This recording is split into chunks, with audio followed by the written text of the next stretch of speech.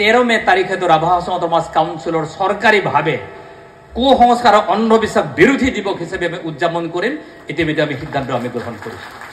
মই আশা প্ৰকাশ কৰিম জীবিত কালত যিমানবোৰ বীৰবলা ৰাভা ডাঙৰীয়ানীৰ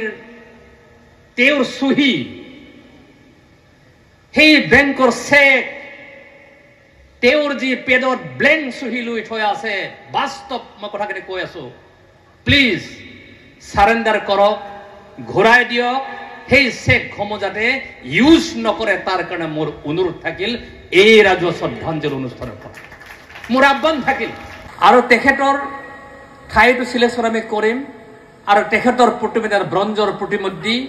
ডক্টৰ বীৰবলা ৰাভা ডাঙৰীয়া আমি খোদিত কৰিম স্থাপন কৰিম তাৰ মতে আমি সিদ্ধান্ত ইতিমধ্যে গ্ৰহণ কৰিছো আৰু তৃতীয় কথাখিনি হৈছে পৰিয়াল তেখেত গুচি গ'ল স্বাৰ্থ আজি আৰু এমাহ ধৰি মানুহৰ ঘৰলৈকে আহিব তাৰপিছত মানুহবিলাক আমি খবৰ ল'ব লাগিব নোহোৱা হৈ যাব নাহিম কি ধৰণে আমি এটা ট্ৰাষ্ট কৰিম এটা চিন্তা চলি আছে আমি কৰিব চেষ্টা কৰিম যাতে এনে ধৰণৰ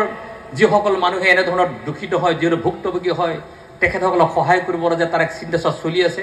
সেইটো কিছুদিন এমাহমানৰ পিছত আমি নিশ্চয় জনাব পাৰিম সেই কথা ৰাইজক অৱগত আমি কৰাব পাৰিম আৰু সদ্যহতে